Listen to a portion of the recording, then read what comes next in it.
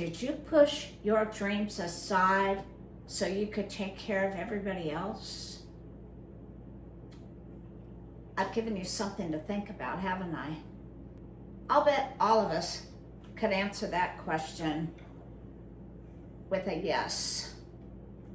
Doesn't necessarily have to be a big dream. I mean, maybe you wanted to become a doctor.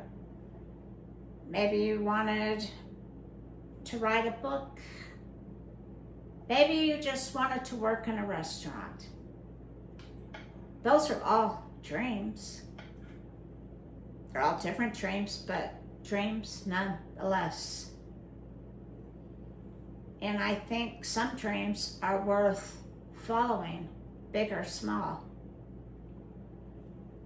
What happens if you spend all your time taking care of everybody else? I'm not saying you don't want to. That was always my dream. My dream was to be a mother and a wife, and I love taking care of people. I do. I love it. That doesn't mean I don't have small dreams, because I did, and I still do. And that's healthy. What happens if you don't follow any of your dreams? I've observed that. I mean, some people, for different reasons, they don't have support at home, maybe from a spouse. Maybe you have the kind of spouse that does not support you and only wants you there. This used to happen in previous generations. They want you to stay at home and do nothing but cook, clean, cater to him or her. Sure.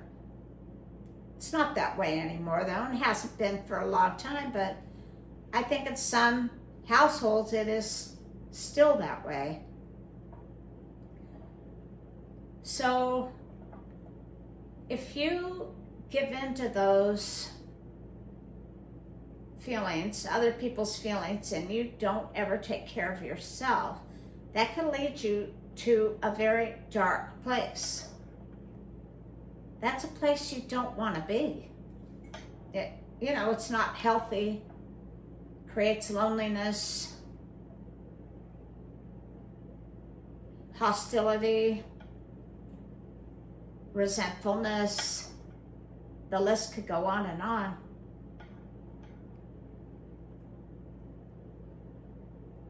I've had time to reflect now. It's been many years for me, but I absolutely remember having those same feelings of, what am I doing? There's got to be something else for me besides just this. I didn't want to get out of it. Just, I wanted a little more, say, certain times of my life. Especially, I suppose it's worse when your kids are really little. You don't have much control because they really do need you. Everyone needs you. There's crying, and that right there can drive you nutty momentarily, because it is a loss of control. You feel you have no control, and when you've lost control, it makes you feel worse. It makes you feel helpless and hopeless. But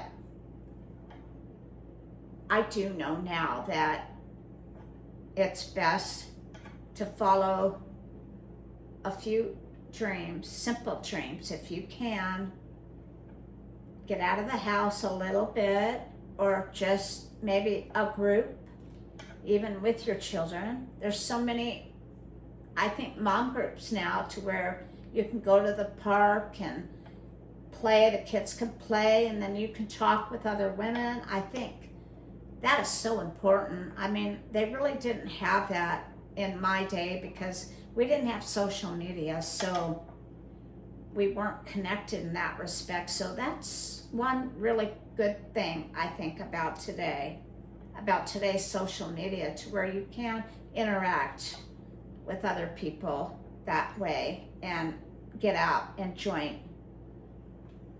So I think that's a wonderful thing, because talking to other people, your own peers, is very, very important. You can only talk to little ones for so long without feeling little.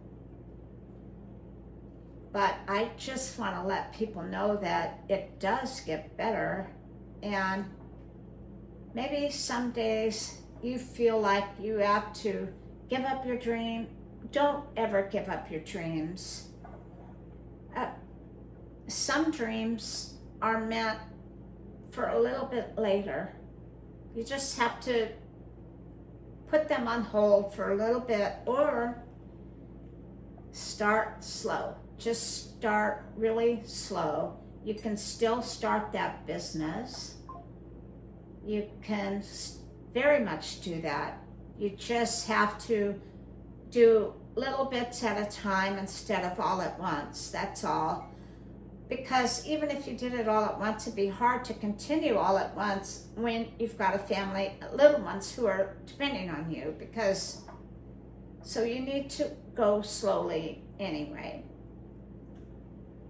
And I think, looking back, that's what I would tell myself, to go slowly. And I would say, don't give up. Don't ever stop. And it's not foolish to think you can't start your own business or have your own little dream. There's nothing foolish about that, because you absolutely can. And it will work. And don't be a quitter.